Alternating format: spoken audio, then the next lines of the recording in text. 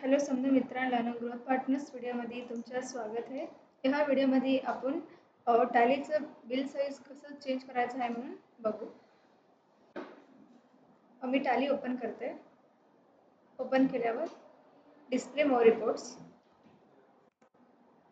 Statement of accounts, statistics ह्याच्यामध्ये cells entry open करते. Enter.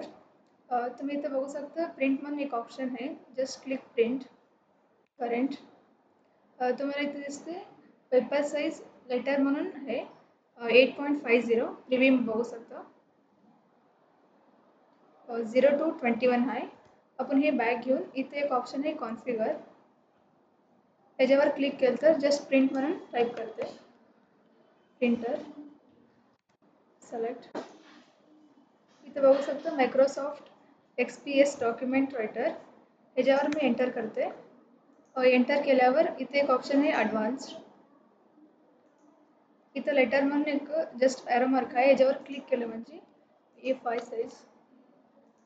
Just enter केलं तर A5 साईज सिलेक्ट राहिलं राहते.